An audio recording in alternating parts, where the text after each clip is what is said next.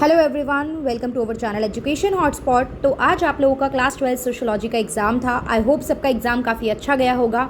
अब यहाँ पे यू गाइज वांट कि मैं आप लोगों के साथ पेपर को लेकर डिस्कशन करूँ, तो शॉर्ट वीडियो में ही डिस्कशन करते हैं। जिसके पास टाइम है, those who have time they can watch that. जिनके पास नहीं है बाद में देख लेना, या देखने की ज़रूरत नहीं है, अगले एग्जाम के लिए तैयारी में लग जाइए। ठीक है, this is only for those who want to prepare.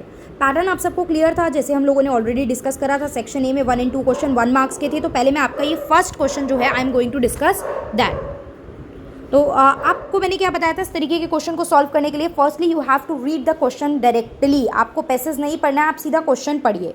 तो क्वेश्चन क्या दिया है, जस्ट हैव अ लुक।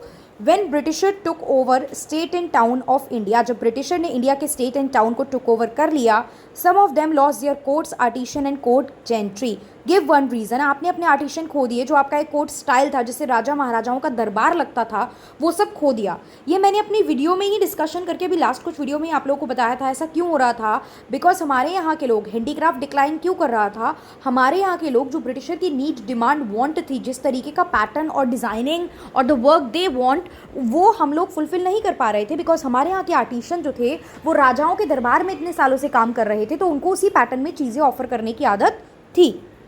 अब चलिए ऊपर पढ़ भी लेते हैं, देन फिर आंसर करेंगे। वैसे तो मैंने आपको बेसिक आंसर बता ही दिया है क्या होगा, बट पूरा पैराग्राफ पढ़ लेते हैं। Urban luxury manufacturer like the high quality skills and cotton of Dhaka and Murshidabad must have hit first by the almost simultaneous collapse of indigenous code। मतलब जो इंडिया के कोड थे उसमें नुकसान हुआ। Demand and external market on which these had largely dependent, जिस पे वो लार्जली डिपेंडेंट थे। Village craft in the interior and particularly in region other than eastern India where British penetration was earliest and deepest probably survive much longer, coming to be seriously affected only with the spread of the railway. मतलब eastern में लंबे समय तक चला, जब तक वहाँ railways ने इम्पैक्ट नहीं डाला था, तब तक वो लोग अपना जो पैटर्न था उसको सर्वाइव करके रख पाए। ठीक है, तो क्या कारण था कि ऐसा हो रहा था, क्यों हो रहा था। सबसे पहले ये देखा कि ब्रिटिशर का एडवेंट की वजह से, ब्रिटिशर की हाई टेक्नोलॉजी की वजह से, बिकॉज इंडियन कोर्ट्स और artisan, Indian artisan were not able to fulfil the technological requirement of the britisher.